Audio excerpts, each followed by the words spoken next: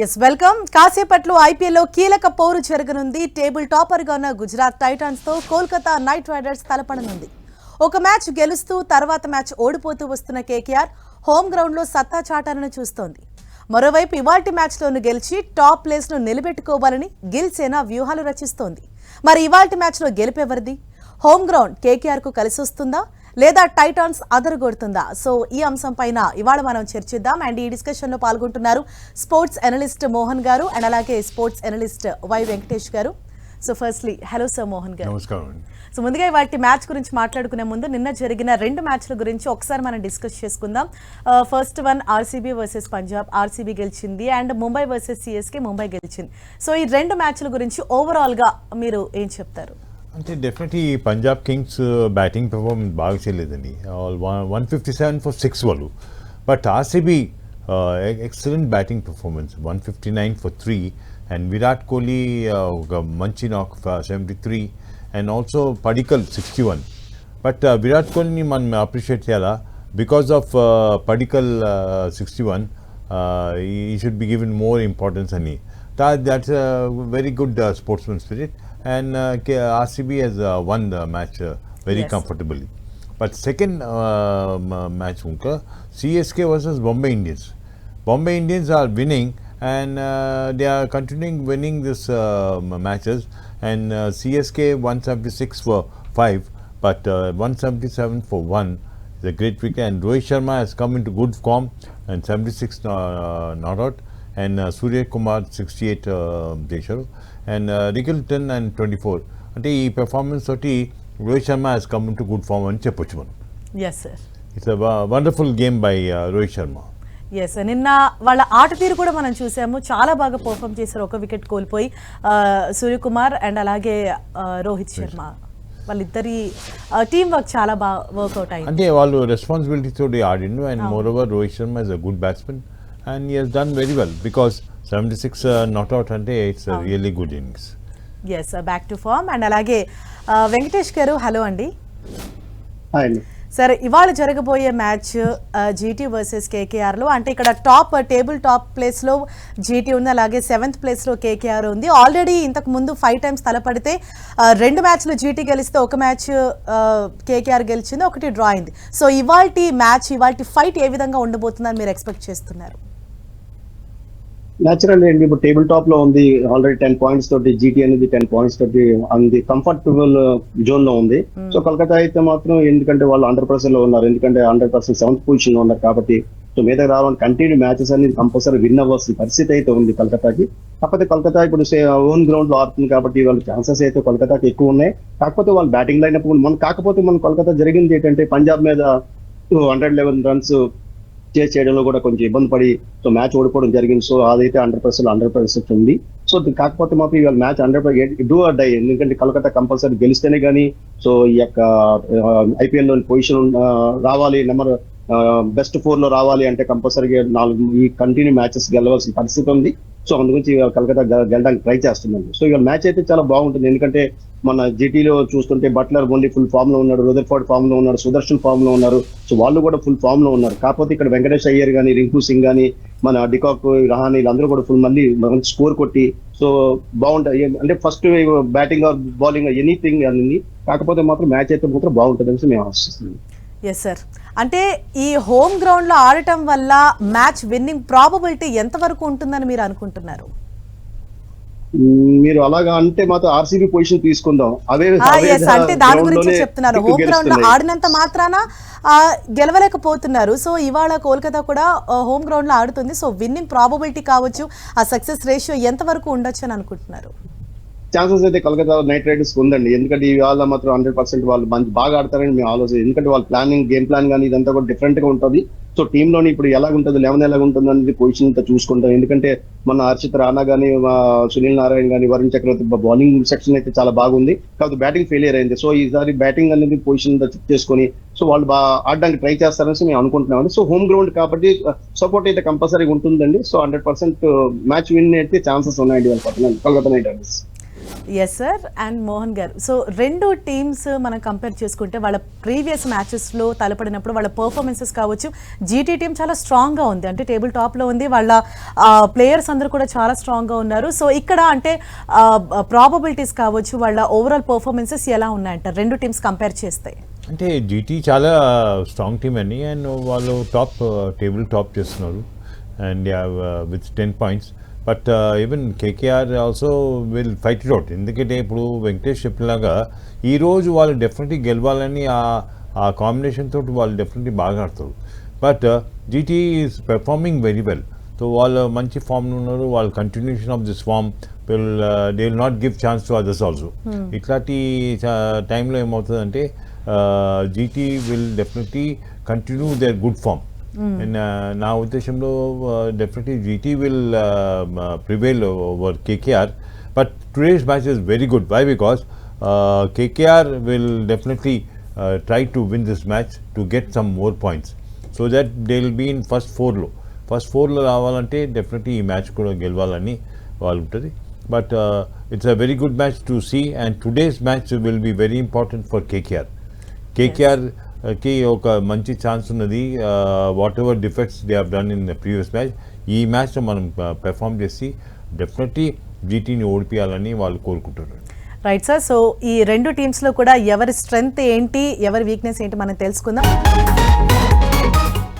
And Venkatesh garu, so ఇవాళ అంటే ఈ రెండు టీమ్స్లో జీటీ అండ్ కేకేఆర్ టీమ్స్లో ఇక్కడ జీటీ టీం ఆల్రెడీ కొంచెం స్ట్రాంగ్ ఉందని మనకు తెలిసి ఇక్కడ కేకేఆర్కి కలిసి వచ్చే అంశాలు ఏంటి, వాళ్ళకున్న మెయిన్ ప్లస్ పాయింట్స్ ఏంటి సార్? జీటీ స్ట్రాంగ్ గా ఉన్నదంటే మీరు పాయింట్స్ బేసిస్ లో చెప్తున్నారు కానీ, బట్ అది కాదండి. కలకత్తా కూడా చాలా స్ట్రాంగ్ ఉందండి టీమ్. బ్యాటింగ్ లైనప్ కానీ బౌలింగ్ లైనప్ కానీ కంప్లీట్ గా స్ట్రాంగ్ అయితే ఉన్నదండి. బట్ కాకపోతే ఫామ్ పొజిషన్ ఆ టైం బట్టి ఫెయిల్ అవడాలు, వెంకటేష్ అయ్యర్ కానీ, రింకు సింగ్ కానీ, లేకపోతే రసెల్ కానీ, లేకపోతే రహాని, బ్యాటింగ్ లైనప్ అయితే చాలా పెద్ద బ్యాటింగ్ లైన్ ఉంది. కాకపోతే ఏంటంటే ఆ రోజు నక్కు బట్టి ఉంటుందండి, ఆ పొజిషన్ బట్టి ఆ యొక్క చేసి, లేకపోతే ఫస్ట్ బ్యాట్ చేసినప్పుడు దాన్ని బట్టి రెండు టీములు ఈక్వల్ గా ఉన్నాయండి. సో ఛాన్సెస్ అయితే కాకపోతే జీటీ ఏంటంటే కంప్లీట్ గా సుదర్శన్ ఫుల్ ఫామ్ లో ఉన్నాడు. నెక్స్ట్ బట్లర్ అనేది మనం 97 కొట్టి అతను ఫామ్ లో వచ్చాడు. రుదర్ఫోర్డ్ కూడా ఫుల్ ఫామ్ లో ఉన్నారు. సో తెవాతియా వీళ్ళు కూడా బ్యాటింగ్ స్ట్రెంత్ బాగుంది. అలాగే బౌలింగ్ స్ట్రెంత్ కూడా చాలా ప్రసిద్ధి కృష్ణ మన 4 వికెట్స్ తీయడం కానీ, సిరాజ్ కానీ, ఇషాంత్ కానీ, రషీద్ కానీ, సాయి కిషోర్ కానీ, ఇదంతా కూడా ఫుల్. కాకపోతే టీమ్ కాంబినేషన్ అయితే జీటీ అయితే కంప్లీట్ గా ఉందండి. ఎందుకంటే విన్నింగ్ కాంబినేషన్ చాలా బాగుంది. కలకత్తా కాకపోతే మాత్రం బౌలింగ్ స్ట్రెంత్ అయితే కనబడుతుంది.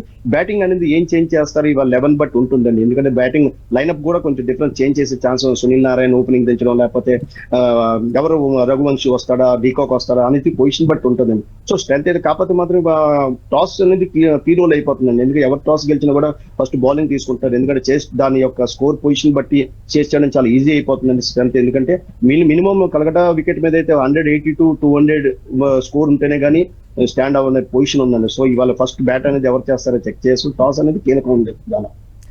సార్ అంటే ఈ కోల్కతాలో ఇప్పుడు ఆడే ఈ మ్యాచ్ ఆ పిచ్ అన్నది బౌలింగ్ పిచ్, బ్యాటింగ్ పిచ్ అంటారా మీరు?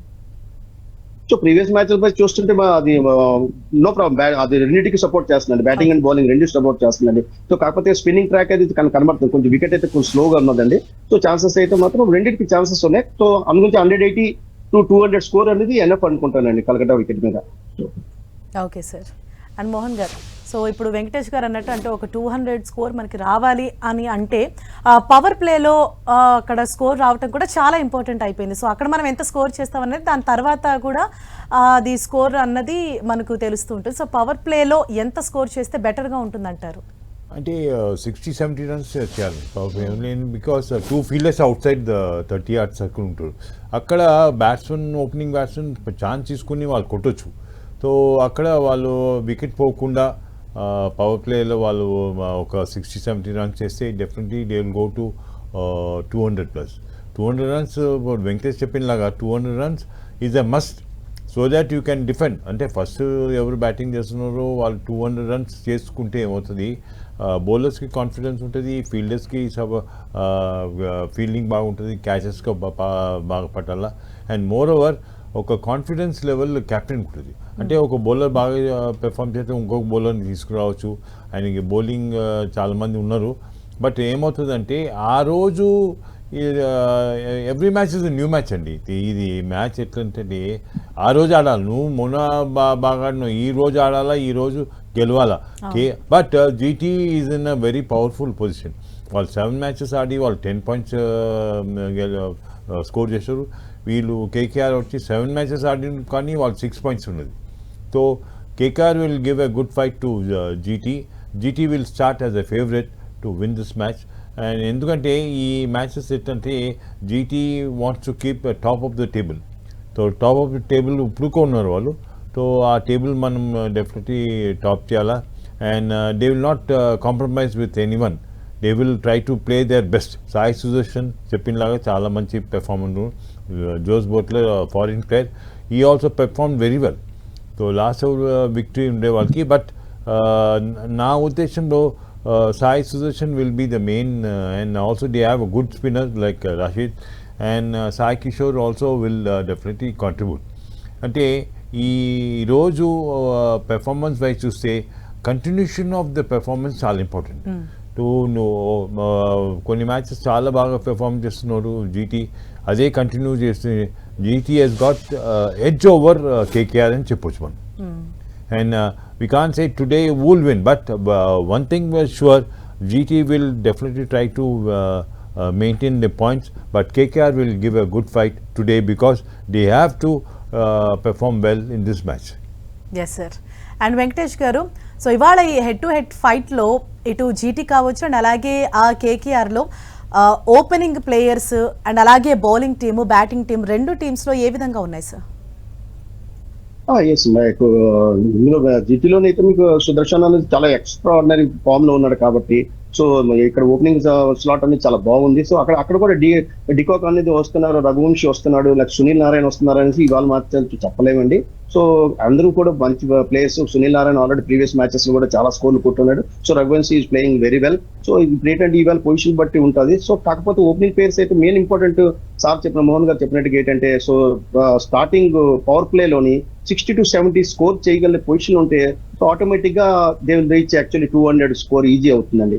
సో స్టార్టింగ్ లోనే కొంచెం వికెట్ పోకుండా 6 ఓవర్స్ వరకు సో వికెట్ లాస్ లేకుండా యాదవ్ ఒక వికెట్ లాస్ అయినా 60-70 స్కోర్ అయితే కంపల్సరీగా అక్కడ ఉండవలసిన పరిస్థితి ఉందండి. ఎందుకంటే ఇవాళ 90 డేస్ పరిస్థితి స్టార్టింగ్ లో కానీ 2 వికెట్లు పడుతుంటే ఆల్మోస్ట్ మొత్తం టోటల్ స్కోర్ అంతా స్లో అయిపోతుందండి.